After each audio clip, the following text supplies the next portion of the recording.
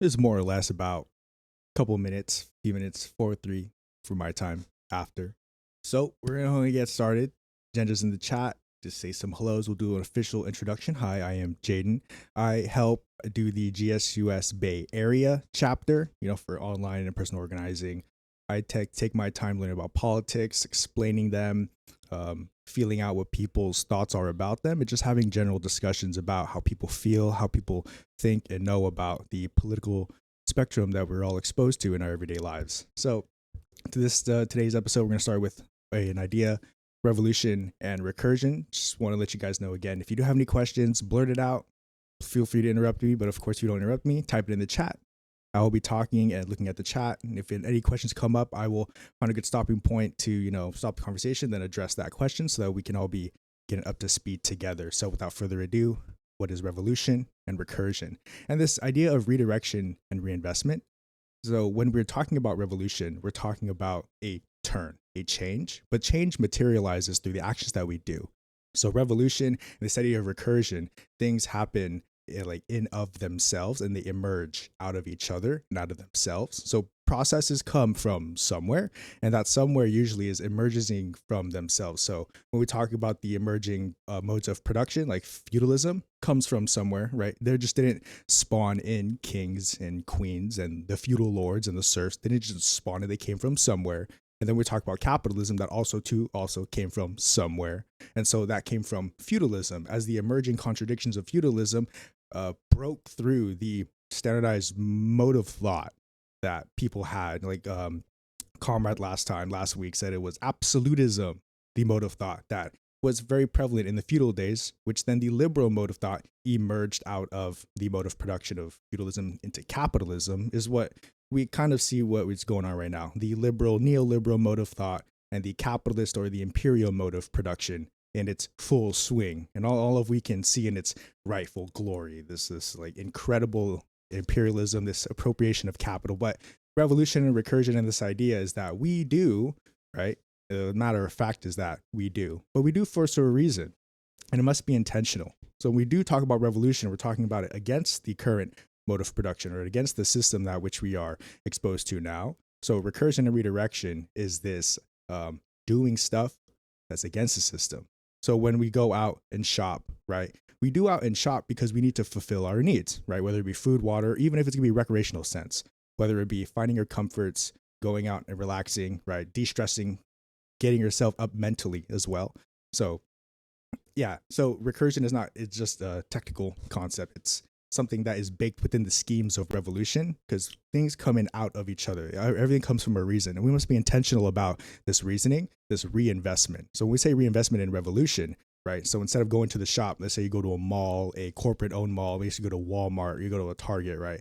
All of these boycotts helps us get away from these corporate entities, and we reinvest back into, and this is where the intentional part is, we reinvest back into our communities. Now, it's a very vague idea, very broad word that we say when we say community. Is that thing very large, very small, yet there's no very shape or form. But when I say community and the reinvestment of during our revolution, we talk about the reinvesting into, I say, farmers markets, right? Local farms, whether it be your neighbors as well, the community at large at which you exist in, reinvesting into the infrastructure close to you, right? Because when you buy, let's say on Amazon, let's say you buy on eBay from a bigger seller or whatever, you're contributing towards a private interest or a private enterprise, a business, which is not your community. So when we talk about redirection and reinvestment in this revolutionary sense, right, it's taking your dollar, because we don't have much, power as a working class people. We don't own that many means of production to produce such a revolution, and where we can have, established intentional communities, and where we can have established mutual aid networks, right? We can't just do that, but it comes from somewhere, right? And this revolution and this idea of recursion helps us get to that point. Right, we all start from somewhere. Our mutual aid networks, right, start from somewhere. That starts with building the connections, either you're online, right, whether you're listening to me talking, building connections and building our, social networks inside of this little bubble in space here at GSUS, or whether it be outside, right? So when we revolutionize, we do so intentionally. We redirect and reinvest our energy, our material selves, our value, and our labor as people towards initiatives and structures that materialize this revolution, this sort of socialist, kind of like anti-capitalist nature. Because what is it that we are revolutionary against, right? You can't just say revolution, hurrah, hooray. It's revolution against what, right? Same things when we talk about freedom. When we talk about freedom, hooray, for who, for what, right? So freedom and revolution, these ideas, we must talk about them, right? Especially in these spaces where we're allowed to have these deep conversations about the nuances between these very specific words, right? In the serviceable and the practical terms of our reality, and when we out organizing with our community, these words are shifty. These words have, very little meaning apart from another, very synonymous, right? When it comes to revolution, change, whether it be liberalism or fascism. But we have discussions like these, we can get into the nitty gritty of what these words actually have, meaning. So revolution, recursion, all of these things are just anti-capitalist in this sense, right? Taking your energy, taking your labor, taking your material, taking your money away from corporate interest and reinvesting them back into your community. I like say farmers markets, of course. You could do local antique shops as well, small businesses, of course, that help the local area. So revolution, recursion, people say, what can I do, get started right away to help develop community? Revolution is a long task. It's generational. It's not something that people can and just do and then be like, guys, we've did it. We've defeated bourgeois entity. We're no longer oppressed by our ruling class. No, revolution is something that folds in on itself, which we'll get into later. But revolution is intentional. It is long. It is not going to be some instant gratification.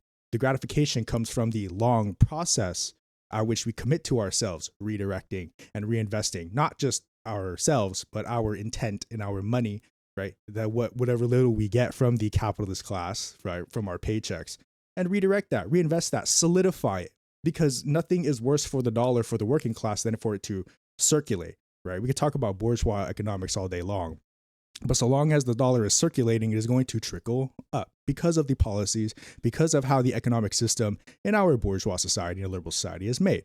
So the matter of fact is that the system is the way it is. However, we can move and initiate ourselves in such ways that push and materialize change intentionally, while doing so, reproducing safely and understanding that what we are doing here is anti-capitalist. Anything pro-capitalist agenda, like, no, we don't like any of that. But it's intentional. Though this intentionality comes through us in our second bullet point, the instinct of workmanship. So what this is,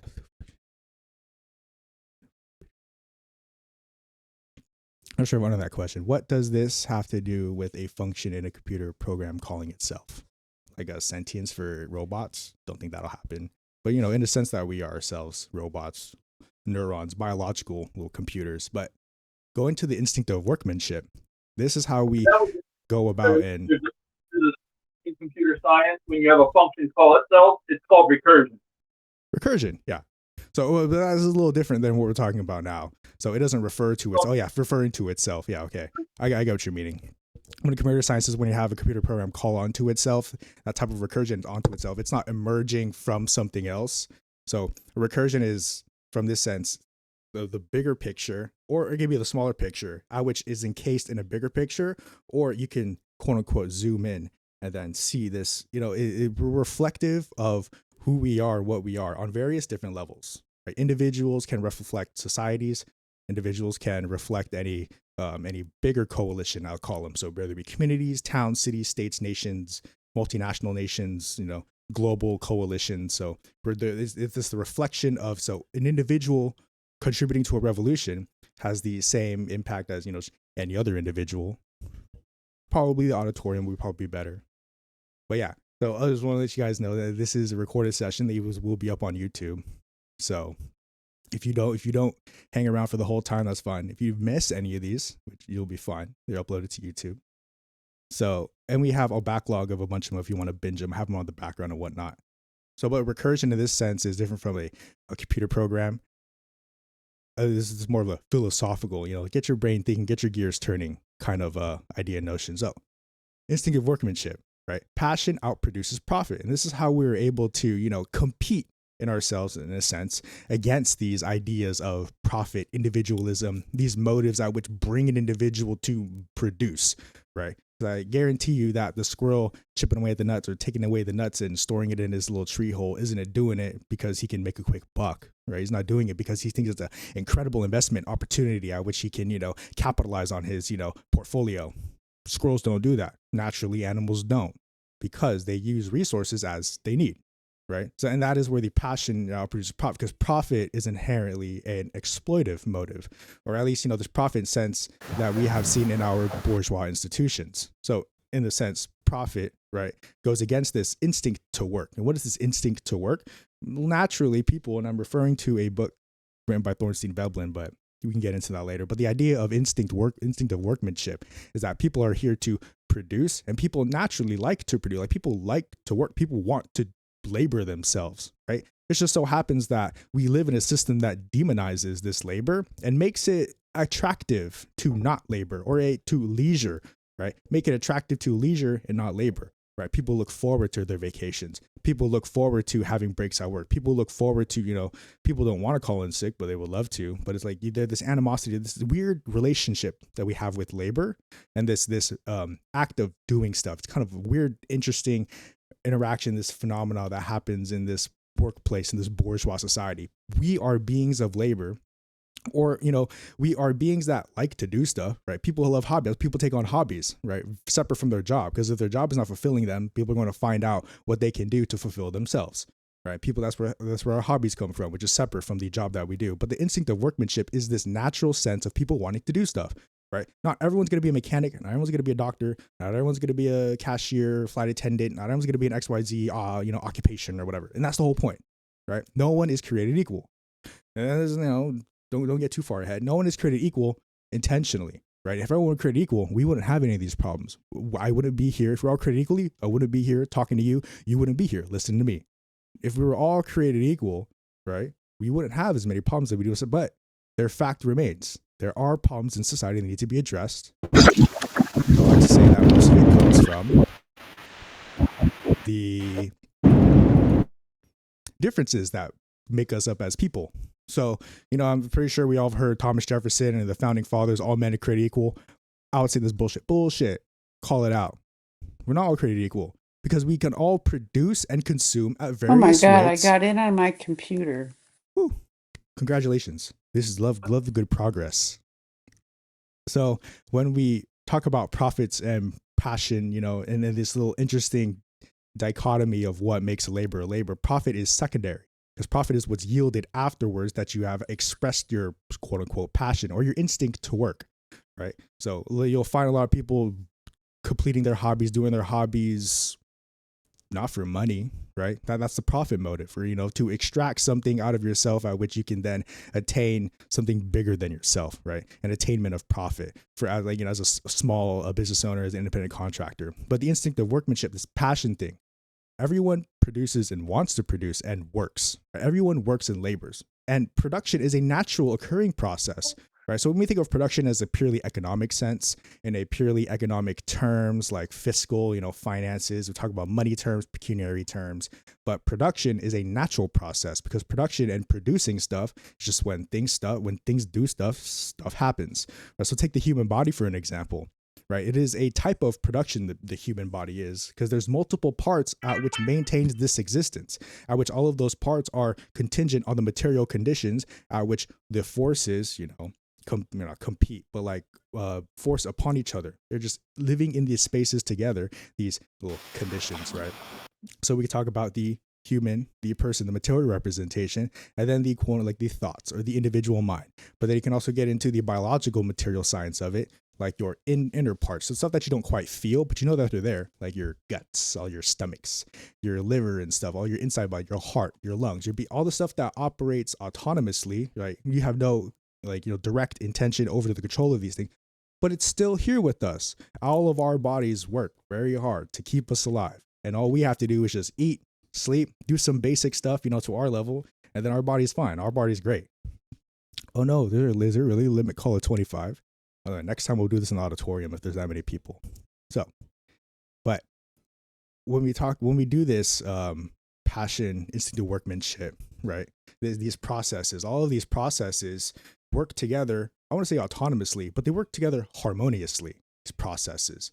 So capitalism tries to and appropriate this process, be like, everything must have a place and where it needs to be, right? This must have a person, this must have a purpose, this must have a person. All that purposes must align with this one single initiative and goal, right? It's I wouldn't say it's intentional. I would say it's an appropriative model, right? There's some intent behind it, but the intent is not, shared among the interests of its working parts, right? So notice your cells in your body. Like, you don't notice them, but the cells in your body, right? They do stuff.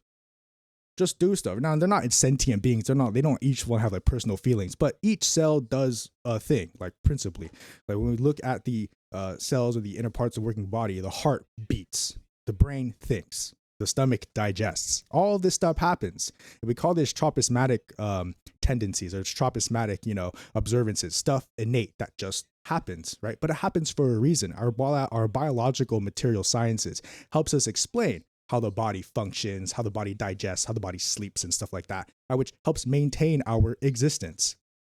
So this working stuff, this innate nature to produce, this instinctive workmanship, right, layers under or prefaces profit, or it prefaces all the stuff that we do and all the stuff that we materialize as a result of production, right? So passion outproduces profit. It means that passion just comes first before a profit, because when people do stuff, shit happens. It's not until after, where the end of the sale, where the businessman calls it quits in his endeavors of the transaction. Once the sale is made, the profits materialize. This is on the businessman side of, this workmanship. It's like, why is the businessman here in this little interesting little dynamic between the worker and the boss, right? This businessman, the worker, instinctive workmanship. The boss will boss around and will do stuff and work. They just are there doing stuff. And then you have the worker who is working and doing stuff, right? Whether it be told to or whatnot. But people do stuff. And that's the fundamental thing I'm trying to get at here. People do stuff. And when people do stuff, shit happens. And when shit happens, we're then to articulate and understand and analyze what happened in relation to the conditions at which it existed in, and the conditions at which, make our own existences in relation to it. Very dialectical discussion, but that's pretty much the basis of our entire, discussion as a whole. Dialectics. So instinct workmanship, passion outproduces profit. And this kind of goes into this next bullet point: becoming, compounding, folding in. Now, that's a little broader topic I want to get into, but specifically I want to get into is this building up process. It's this becoming process. It's this how people are. How do people become? How people be? Are very philosophical questions, but this is a philosophical space. This is a very political, very deep brain thinking space. So when it comes to compounding, becoming, and the folding in process, I like to begin with this idea that life isn't a sheet of paper that is unfolded, right? When we say events unfold, right, I would think that's a perceptual mistake, right? It's not a bad thing, because people can perceive however they want to. But when we're talking about that, I'm talking about this folding in. Because when we're talking about compounding, stuff folds in and contributes to the reason as to why it exists as. When stuff unfolds, you are seeing a clearer picture, right, of the entire thing. But that doesn't give you the, how it came to be. It just gives you the full throw, what it is right in front of you. So this folding, and I like to think life folds in on itself.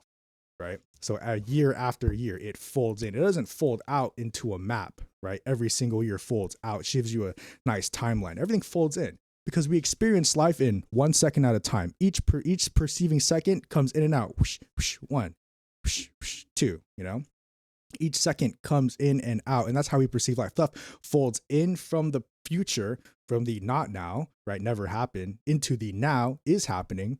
Then fades out into the not happening has happened, right, states of our existences. So life folds in. It may seem like it's folding out, but it's just simply folding under back in onto the existence, the one being that we all exist as, that we're all here, the one single person. But the processes of becoming and compounding, right, goes into this material history we'll get into.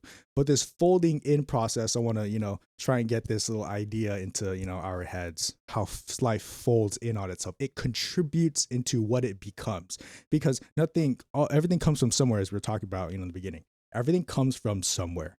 And so what makes most sense to at least me is this folding in process, how stuff contributes to the development of itself through the compounding of the actions which make it itself, right? Understanding that we become what we are, not just because we say we are, but because of how our dynamics, intertwine and interplay between all of the conditions at which we exist in. So maybe other human beings, other people that we see, our community members, we talk to, every day, once a week or whatever, whatnot, our coworkers, our boss that we don't like, and then not just be people, but it could be systems and structures where we're talking about capitalism as a whole, as this entire interplay of different, interrelationships of patriarchy, colonialism, imperialism, right? White supremacy, all of this, interplay of these relations make up that one. And all of those conditions we're exposed to. We're not immune. We're not immune to any of this. It changes us, whether it be changes for the quote unquote good or the quote unquote bad. It changes us in a particular way at which we are consuming this, these ideas were discussed. It was capitalism with all of its, white supremacy, patriarchy, colonialism, all that. We better understand this entity, therefore we better understand the material condition, because it itself, capitalism, is also one of those conditions at which built upon itself, folded in, at which we can explain and articulate in the material condition how this thing exists, how we exist, and how other things exist, help us pretty much understand better how everything else fits into this puzzle piece of life as we think of it as. So this process, this becoming, compounding, folding in process, if you've ever read Hegel, right, this very big guy on becoming. And we derive dialectics from this Hegel guy, from this, from this process of synthesis, antithesis, and synthesis, right, is where you take your proposed thesis, is where what you observe and see, your antithesis, whether it be your contradictions observed, whether it be statements that, could be corrected or fixed based off your observations, and then your synthesis into a new visualization or an articulation of the combined into the single, so that we can better understand our shared conditions. Would you say that in many ways, just like nature forces us to invest and practice in to say yes, right? So decentralization is a big tenet. I won't say of communism, but it's a big tenet of our, revolution to because, what are we fighting against? Every single aspect about what we do and how we say and what we, how we act and stuff is against the systems of capitalism, which itself is found on the concentration of the world, right? Concentration of the mode of production. So concentration, hierarchy and stuff, right? Decentralization naturally is just the antithesis of all that hierarchy and concentration. It splits up the, not responsibilities, but the workload, and then it just splits up the, the overall energy, the labor and stuff of the entire organization. So it's not just like this. It's not reliant on a single, little small group up here, and then, relies on the, big base that was built on the bottom. But decentralization is this, everyone's their own leaders, right? We're talking about anarchy, right? Because decentralization is a big anarchist, an ideal, or this big, it's very big, heavy on anarchist energy, this decentralization, which I fuck with. Me personally as a Marxist-Leninist, don't try to meddle in too many, but, identity politics and having labels and such is a nice conversation to have right now.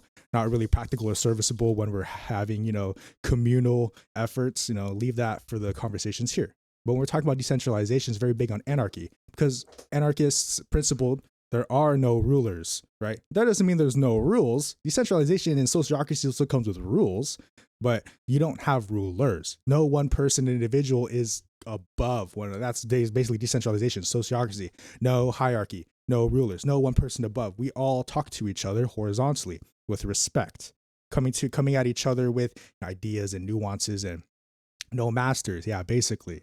So there are no rulers in anarchy. It doesn't mean there's no rules. There's a code of conduct that people follow, right? Because we want to be a civilized society. We want to be civilized. We want to have a society, be civilized, right? So it's not no rules. That's like pure chaos. You wouldn't call that anarchy at that point. Unprincipled anarchists might think so, but that's not principled anarchy. So yeah, so decentralization, and that goes into the process of reproduction, this reinvestment, right? This recursion. So when you decentralize at one point, you can find the same patterns of decentralization on a bigger point. When we talk about capitalism and its hierarchy and its forms, you can find different levels of hierarchy as the entire whole, right? But then you can shrink down that relationship to just various departments in a company, and you can find that same hierarchy and organization at those levels, right? You still have a boss and you have workers in one department. Okay, now you go to another department on a bigger scale, right? Which has more people and stuff, but you still have bosses, and workers on this scale as well. There's a recursive nature to this organization, and I think it's very important to implement this recursion type, this, referring back to itself in a sense, right? So you have people hierarchy in this section of the company, but then you zoom out a little farther, hey, there's still bosses and workers at this point. And it's funny because the bosses of the one relationship of boss and worker, they themselves are workers to the boss up here. Right? There's a little different relationships that we can get into. So your immediate supervisor is not a boss in the capital, like in the theoretical sense, or in this capitalist bourgeois. They're not your boss. They're your boss, but they're your worker boss, because they themselves too are getting a paycheck, which they also live within, the means and the ability within what that paycheck allows, just like any other worker, right? So your immediate supervisor and boss, not a enemy of the working class, just on the other side of management, which continues to oppress the working class, which they themselves are working, because the battle of bourgeois is just working class on working class. You need numbers to fight numbers. The bourgeois have no numbers. Capitalist interest has no numbers besides what they have in capital, which controlled by this, military-backed state, presence, which allows them to have this relationship. So we're talking about bourgeois interest and stuff like that. It's not your immediate supervisor that is coming at you, be like, I'm going to, give you less money if you don't, there are laws protecting that, whatever. But your immediate boss is not a working class enemy. Maybe their boss isn't either. We denote these existences, like who is proletariat or who is a worker, based off what the conditions say about their living. If the person needs that paycheck to survive, aka if that person needs that paycheck to sustain the house they live in or the apartment or whatever, needs to pay rent or their mortgage. If that person needs that paycheck to, buy food every month or every day to stay alive, if that person needs to maintain subsistence and they can't do it without that paycheck, working class, clean cut and simple. And then you don't have this clean cut, simple, black and white when you get into petite bourgeois. But there is still a line between who is bourgeois and who is, proletariat. When you have petite bourgeois, business owners, right? Small business owners, petite bourgeois. So, but small business owners, right? They have capital, they have a business, but that if that business is not supporting them, if they could just say, I'm done working, but then their business supplies them an income, bourgeois, they have capital which they can live on. They are living off of exploited labor. Now, if you have a small business, which you don't really, you kind of, you can take a day off here now and then, you're financially stable, but you're still not, having that, success, quote unquote, you'd want as like a millionaire, billionaire, dollar business. Then you're erring on the side of the working class people because your capital is not enough to sustain you. The redirection of that capital as the peasant class, as the petite bourgeois class, very important for us because that means working class has some semblance of the means of production. I saw some questions. I'll answer some questions. So there's means of living versus as just an income source. Yeah, they make so the bourgeois entity or capitalist individual needs you to be reliant on your sale of labor, and your sale of labor is equated to your means of living, right? Your income source, the person buying your labor, right? Because no one is taught in this day and age how to hunt normally. I'm not saying people don't know how to hunt, but the general run of the case is that people don't know how to hunt their own food, skin an animal, prepare food, right? Survive in the wilderness. Some of that stuff you may not really need now, but it's good information to know, and it's good to have and understand, and not everyone knows it. To build farther upon that, there is a intentional lack of intellectualism bred within the modes of thought of our people, of our individuals, especially here in America. So we have this weird anti-intellectual behavior towards information, but it's the very same information that'll help people liberate themselves from the shackles of their, ideological shackles, where it's like you've been taught to reject information, aka be a reactionary, but then that same information is there to help you build, a bunch of contradictions in our system. But in these contradictions and these dialectics, modes of thought helps us understand how the life, world works. Stuff opposing each other, it's very common, it's very natural. And then we, of course, analyze these relationships and be like, so that's why it's like that. It's not just, wow, it's like that. Why? We investigate a little further under using dialectical materialism, this understanding of the material conditions, right? From what we observe, from what we see, from what is shared, right? I always bring up the little pen example, pen, gravity, drop stuff, and then it's like, wow, that really happened. Is left libertarianism part of socialism? I don't know if it's on the left. I know there's libertarian movements that are, libertarian, authoritarian can be left and right. You can have authoritarian capitalist. You can have authoritarian, Stalin. You can have libertarian socialist, I'm assuming. Because we're talking about rights. You're just talking about who has rights, who has what's rights. That's separated from the mode of production. So it's not a part of socialism. It can be socialist. It can be a type of socialism, like libertarian socialism. But most of that is, I would say, counter-revolutionary in my opinion. Yeah, libertarian still believes in capitalism. So because we have to understand where liberalism comes from, libertarianism. Rousseau's, Descartes, our Enlightenment period philosophers, and way back then, the 16th, 17th, 800s, say 15, 16, around that time period, where you had these enlightened, white, Eurocentric European people who were like, guys, freedom, freedom, freedom, freedom. But they always assumed that was freedom for us. And who was us? The white man. No, not me, us, but us of the 18th century, 17th century, European philosopher. Freedom for us. We must go against the monarchy, this absolutum thought for us, me. So that's where you get your libertarianism, your liberalism, right? It's very libertarian, very freedom, natural rights. And you have different spectrums across as well. But there's this umbrella, this natural rights and liberties and freedoms, right? The Descartes, Rousseau's. He hath mixed his labor with and therefore made it his own. And you can twist your words around to make that so that people can own capital and property without having them labored it themselves. They just have to own it, whatever this idea of ownership is, right? Principled anarchism is under the socialist umbrella. Some folks confuse libertarianism with anarchism. Okay. Yeah. Principled anarchism is under the left umbrella. Okay, the socialist, the left-leaning anti-capitalist umbrella. Sprig base as always. I love reading your stuff. So back into the gist of it, back into the talk. Can you step back and share the purpose of this talk? Oh, sorry, Mark A. So if you're still here, don't worry. So we host these every single Wednesday around this time, 4 p.m. PST, 7 p.m. Eastern.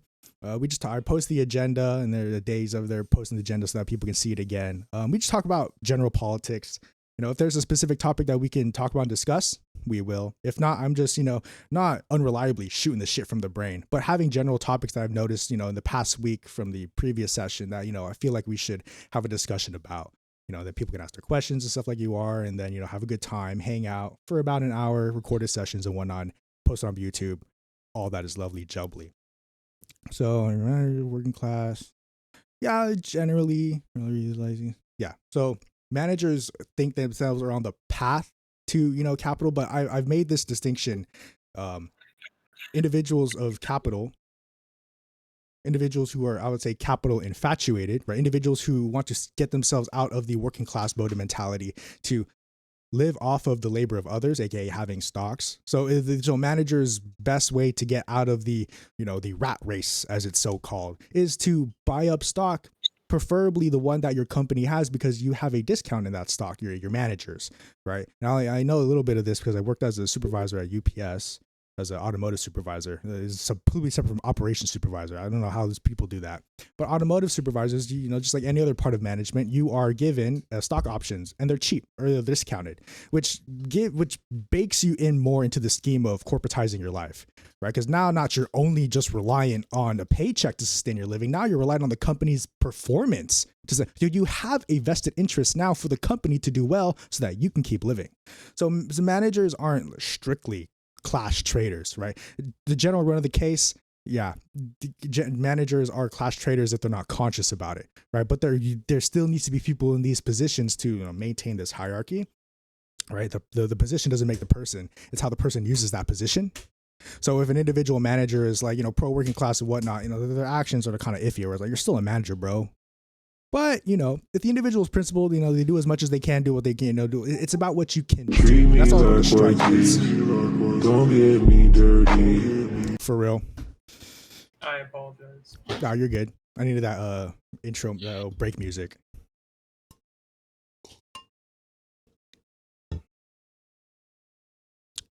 Let's see. I'm looking for scanning the chat for some questions. If not, we'll just move on to the next point. It looks like we're good. So I think we're just after this point, summarize, go from the back forward or from the bottom up so that we can catch everyone up who wasn't here, and then just summarize generally. So this last point right here, material history as reason, and this builds off the becoming compounding processes is folding in.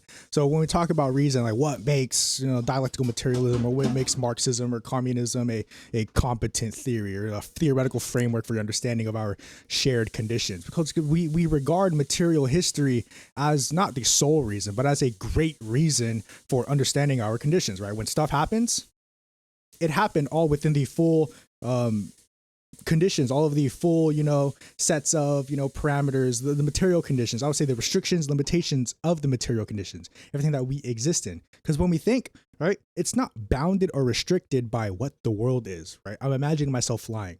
Ooh, can't fly. There are restrictions and limitations to the material condition that don't allow me to do that.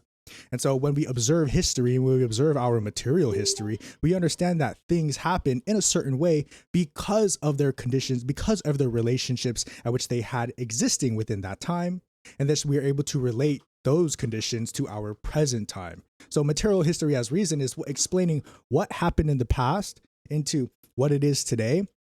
To then, to some extent, we can build up structures that could represent the future, but not to get too stray, to idealism. This material history is basically observing our material condition, understanding that things happen, things are, but for a reason. And that reason is derived from the relationships from our past actions, because our now actions came from somewhere, came from our past actions, right? Whatever we did yesterday determined what we did today, right? Because we got here somehow, and that somehow was from our past actions, from what we did before, and the time before that, and the time before that, and the time before that. So history in this becoming process, this as a reason, and it's specific, it's important to call it a reason in this case, because we're always trying to find this justification for life, right? Why are things the way they are, right? The bigger your question, the longer your considered history is going to be, right? What is the meaning of life? You might have to go years, millions, billions of years to understand that question. But we're really talking about, wait, how did this happen, right? In our political sciences, in our real world political, geopolitical landscape. It doesn't take that long, maybe the span of 50 years or so, 70. Basically, everything what the CIA was doing can pretty much trace back to what is happening now, right? But we're talking existentially as a grand philosophy and as a general politic.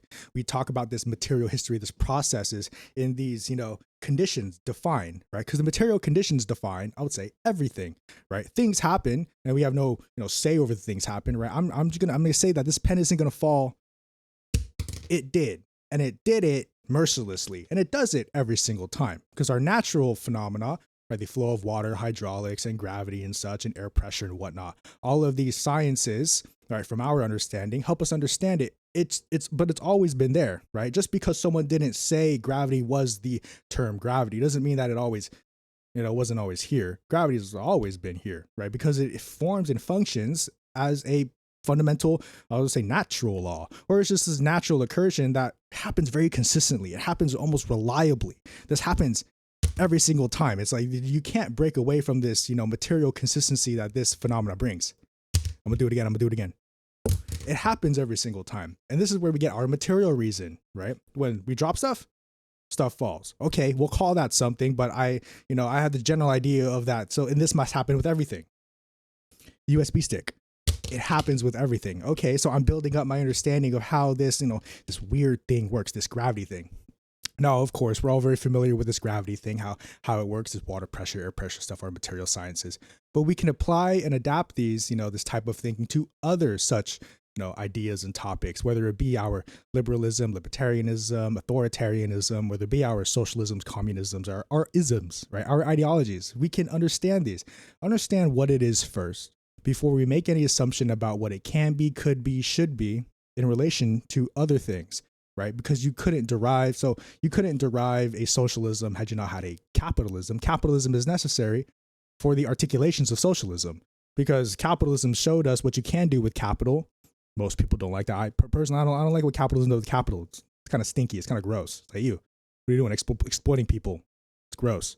Now, socialism, of course, answers those by addressing those contradictions. As we're talking about dialectical reasoning and dialectical materialism, it is the thesis, antithesis, and synthesis that helps us, with that synthesis, understand our presented phenomena much, much better.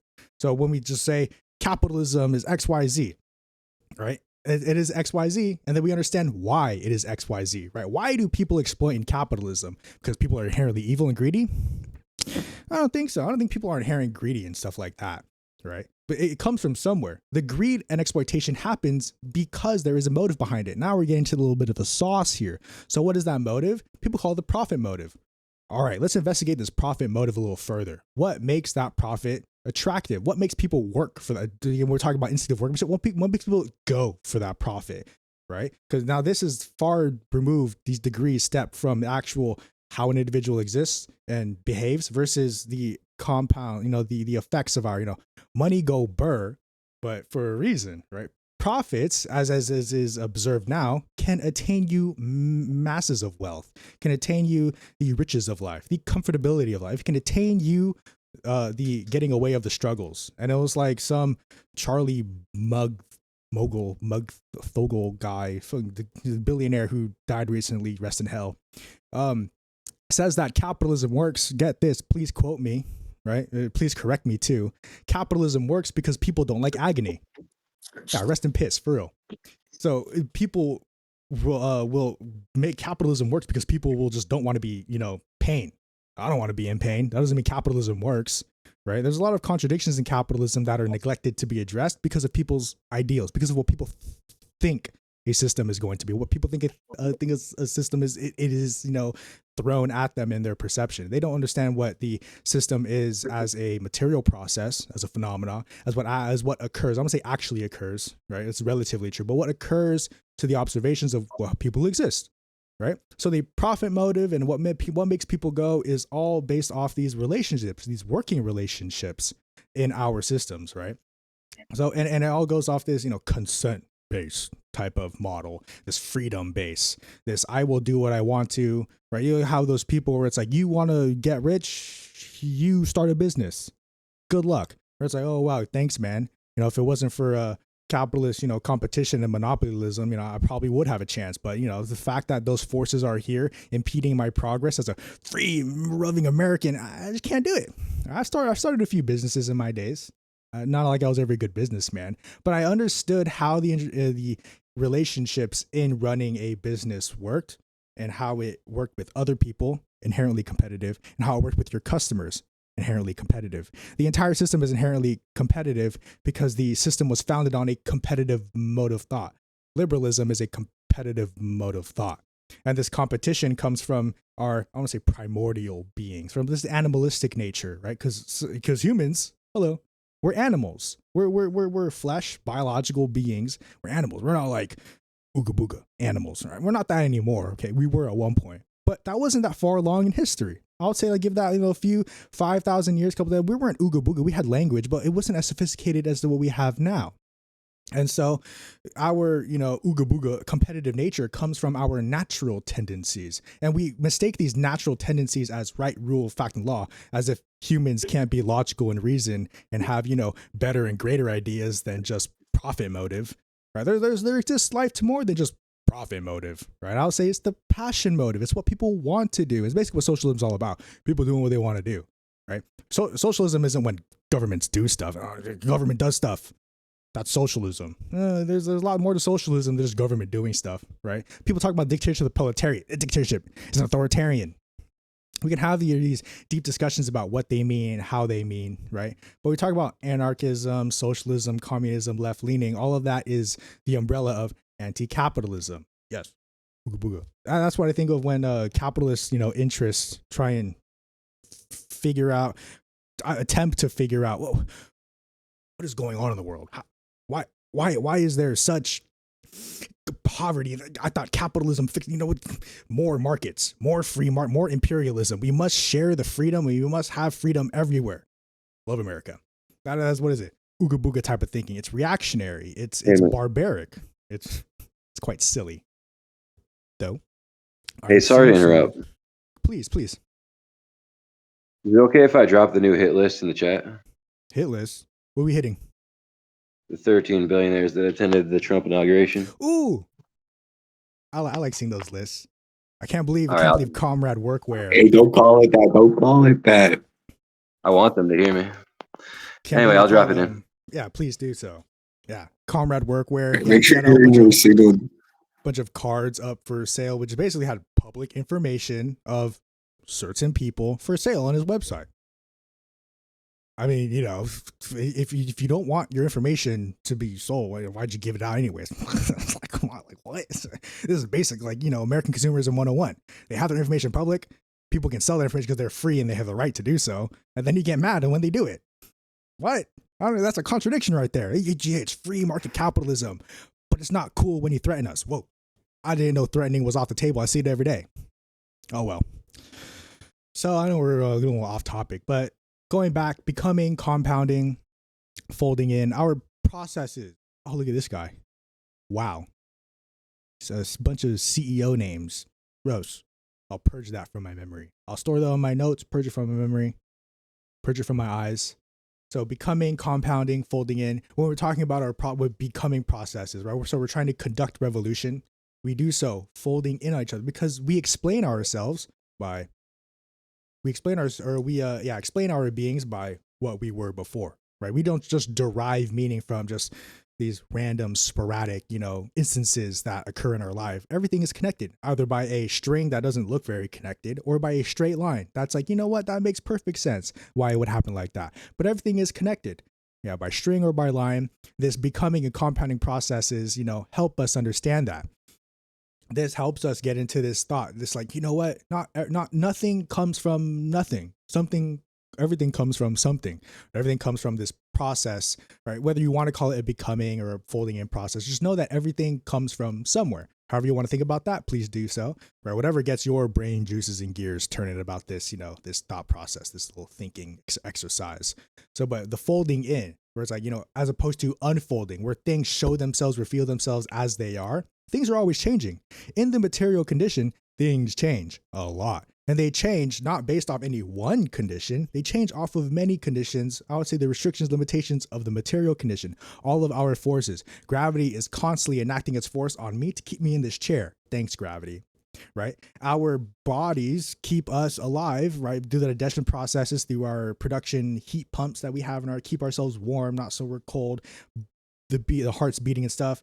Thanks, body, but thanks all of our other phenomena, right? You wouldn't be able to see me or hear me if you didn't have your devices at which allow you on your body to perceive, right? Even if you are deaf or blind, you still have means at which ways you can experience this, you know, great phenomena, this little great being coming together. And of course, this is where we get to accessibility. Of course, a discussion for another time. Accessibility is great. We need to make sure that everyone knows what's up with everyone, right? People being people, not corporations, not people being individual people being great. Redundancy. Yes, love redundancy. So instinctive workmanship, why people work and stuff, you know, boo, profit, boo, we don't like profit. Profit sucks, boo, we don't like that. But why? Because profits are appropriated, right? Profits just are money. It's just profit is just the excess value.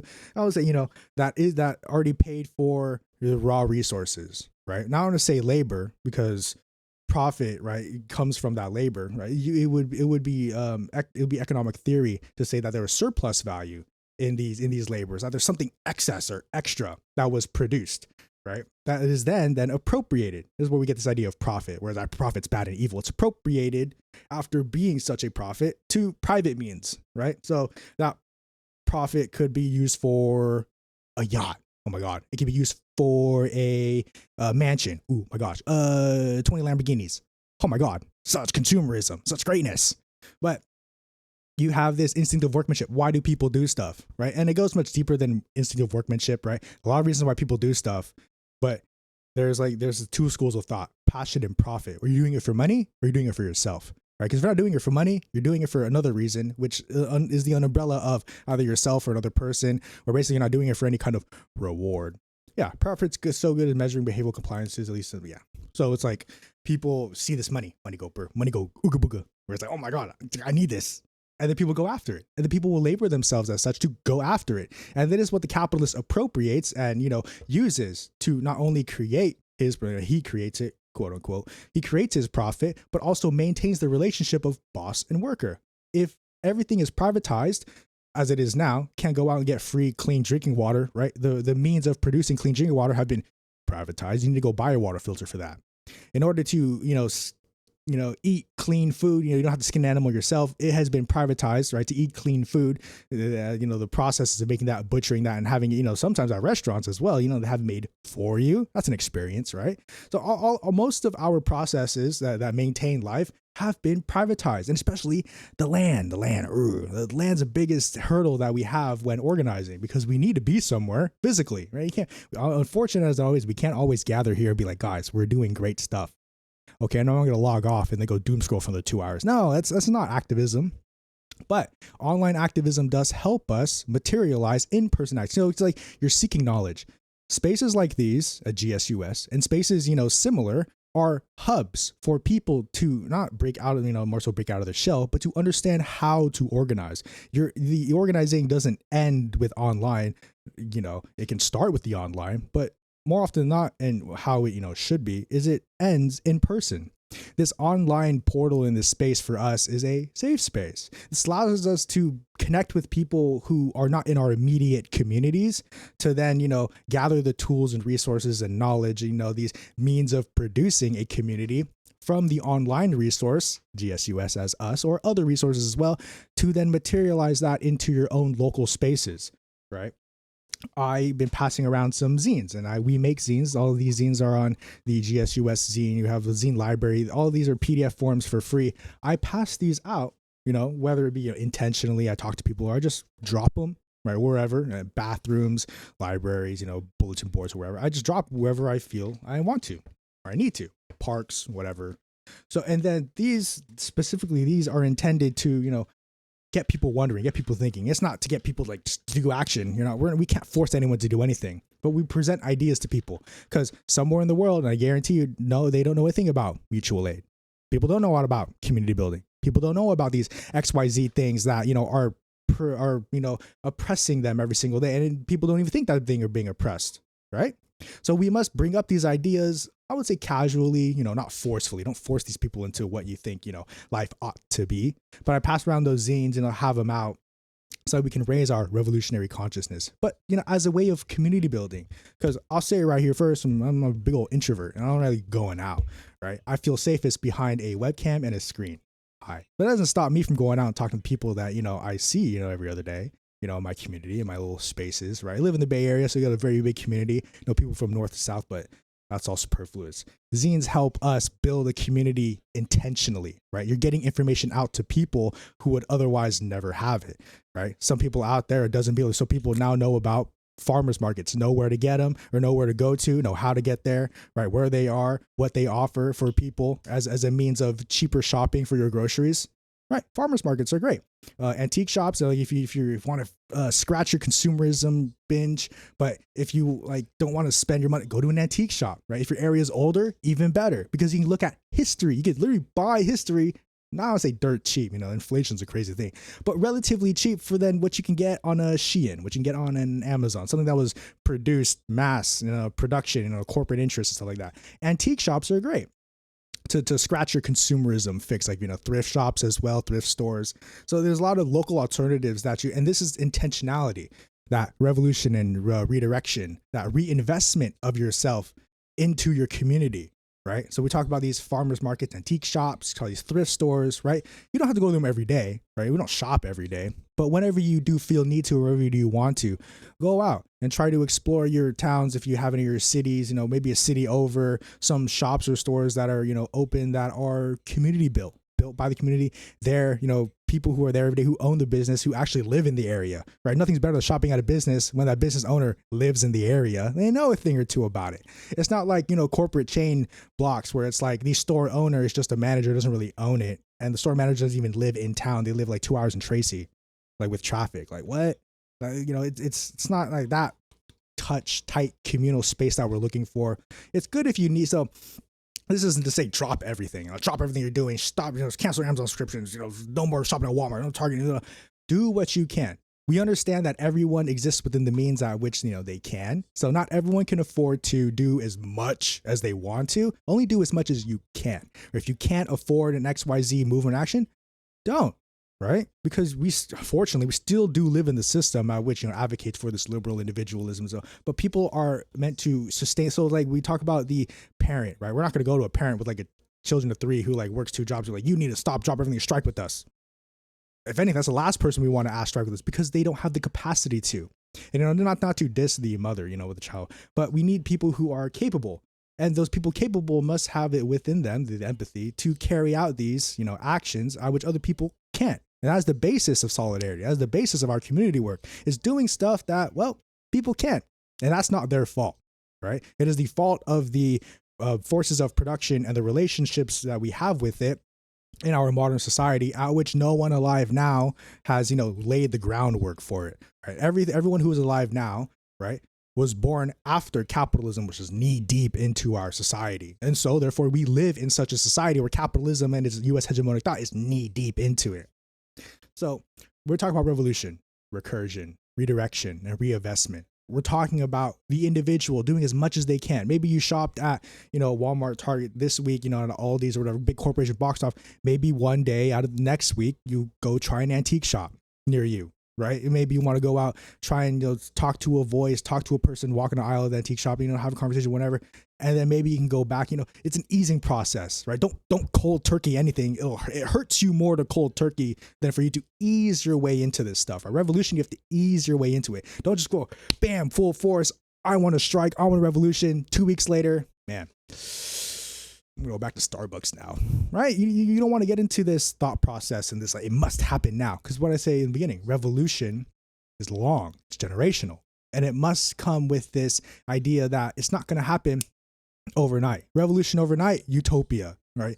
We don't live in a utopia, and nor utopias exist at all, right? Our revolution is a long struggle, right? We're still considered the early adopters, I would say, in this revolution. The global South, however, is making great strides. The U.S. Imperial Core don't know how to organize for shit, but that's all because of U.S. hegemonic thought, liberal institutions, and basically just outright generally not having people know what things are. But I just checked the time. It is 5 p.m. I did see another question. I'll answer that, and then we'll do a little wrap up. Zines? No, but I do zines. I do. And actually, I have a few orders I have to ship out. Those are those right there tonight.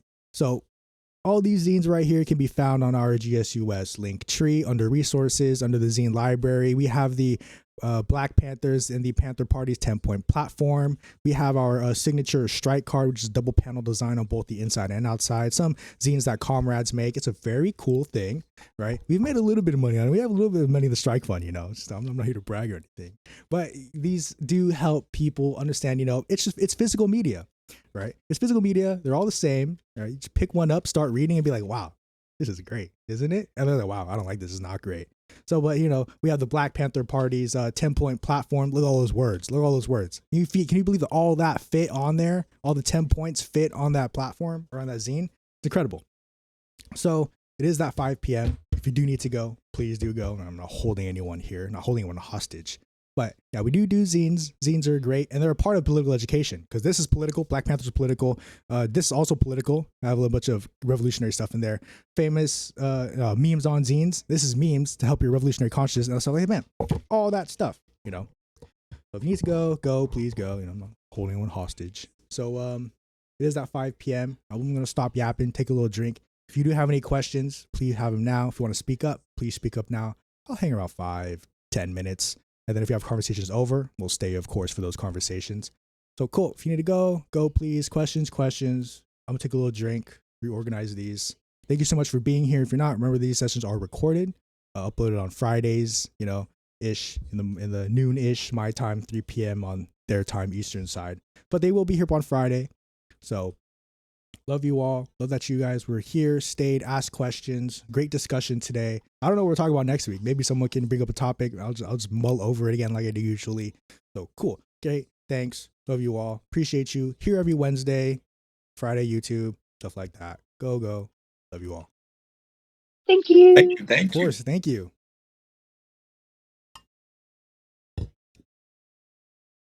Oh.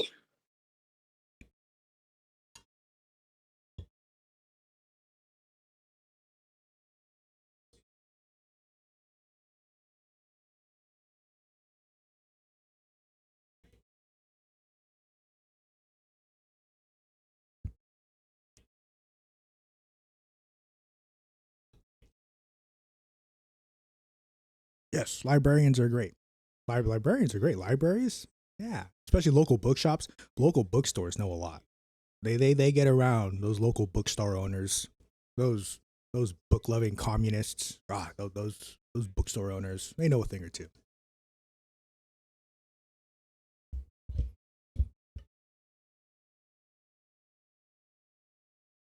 I actually know one of my bookstore owners who teaches the manifesto like once a month. It's pretty cool. Some bookstore owners will also have like a table where you can leave zines for free, and Yeah. just Just whoever wants can take them. do that sometimes. Just have them out and around. The Bay Area is a big place, very dense place, right? So you can drop a zine, 100 different zines at one spot, and you'll probably get a new person every single time picking them up. It's great. One thing that hasn't been mentioned is the power of tiny libraries. Yes, Because I love tiny getting libraries. to a main library can be hard, but if you put it into a tiny library and stuff like that, that could help some people. Yeah, tiny libraries. Those little. I see a bunch around in the neighborhoods. Yeah, I haven't put anyone's zines in myself. I haven't come across anyone that had them. But yeah, I love little libraries. Great. Just more things for the people to look out for.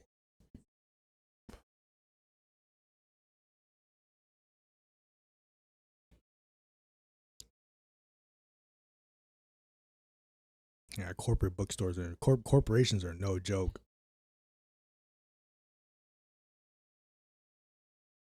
I'll even come out and say it, I'm not that much of a strong spirited individual. I lasted 2 months in corporate. I lasted a good 5-6 years as a blue collar, as a mechanic. I could probably do it for another 20.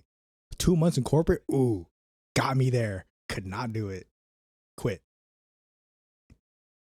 Yeah, I worked for a corporate bookstore and eventually I worked my way all the way up from just like a bookseller barista all the way up to a general manager and then like a someone who travels for them to like open new stores and things like that. And Yeah. it like ruined my mental health so bad. I saw things I never wanted to see. It radicalized me even further and I quit. So now I just work for a local coffee shop because I just want to work for smaller non-corporate businesses because of that whole experience. It was awful. Banger, people of the people. NWM, I saw how you went off mic. Oh, yeah, sorry. I wanted to bring up, in addition to those small, like little libraries, if you don't happen to have any in your community, one thing I would suggest, and this is common practice, at least in Philly, is to leave anything you want people to just take out on the curb. I know that sounds really weird, but that's at least here, because that's commonly practiced because it's considered like more democratizing than just donating things to a thrift store. Because when you leave them out for people to just take, it kind of lets people take them without the possible shame of being in a thrift store. It eliminates the cost prohibitiveness entirely. You know, it's possible that if you leave something out for people to take, it might get thrown away. But generally speaking, like leaving things out on the curb is practiced so commonly around here that that's just one thing I wanted to bring up. If for some reason you don't have a free library, maybe find a way to like distribute your zines anyway. We have a neighbor actually who like built his own little free library thing. He stuck it in like front of his row home. And in addition to books, he also prints and distributes like a map with key resources around West Philadelphia, so my neighborhood. So a map of grocery stores and places where you can get a free meal and stuff like that. He just prints them, folds them, and puts them in this box that he made for people to take as they're walking by. Wow. Wow. Oh my goodness, your neighbor and neighbors sound like super cool. I'm it's really super cool lucky to to have take amazing neighbors. Yeah, I'm very lucky to have neighbors who are really good. And this guy also does like he'll do free dinners like once a month at his place. He's also fortunate enough to have the means to do this, to be clear. But like I think small things like that, if you're ever wondering whether or not you're able to just contribute in general but don't know where to start, something as simple as leaving things out for people to take is honestly a perfect way to begin.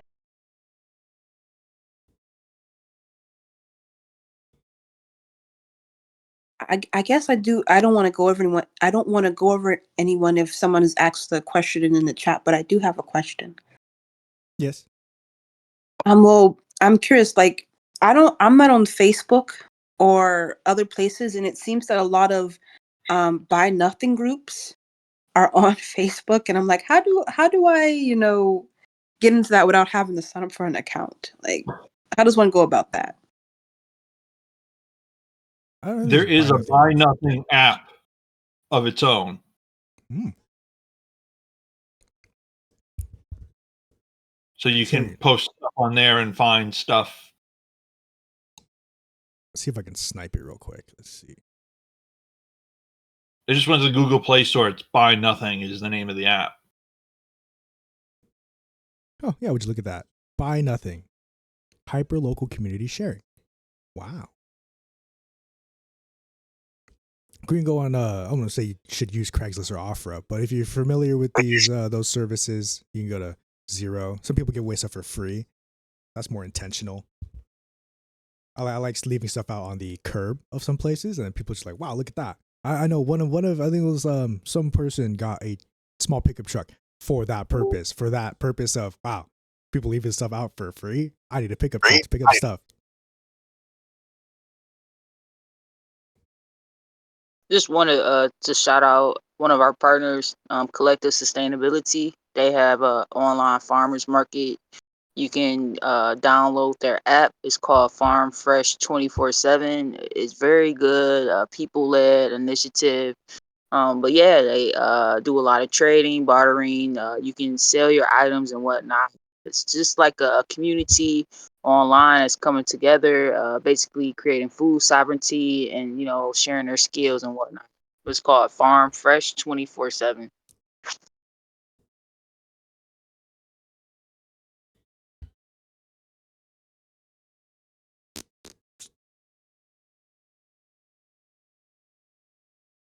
I'll drop a photo in the chat as well.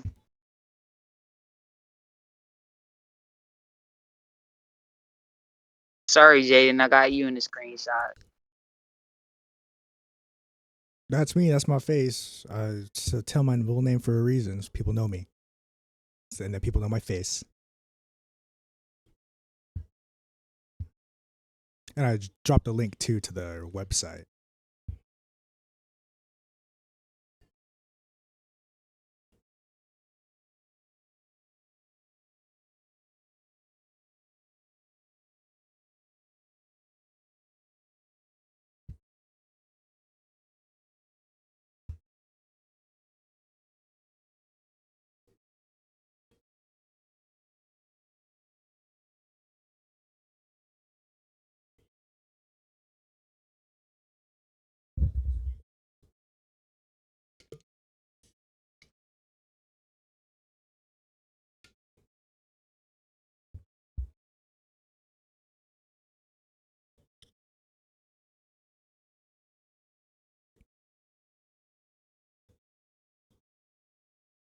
Oh, would you look at that? 5:11, 11 minutes after.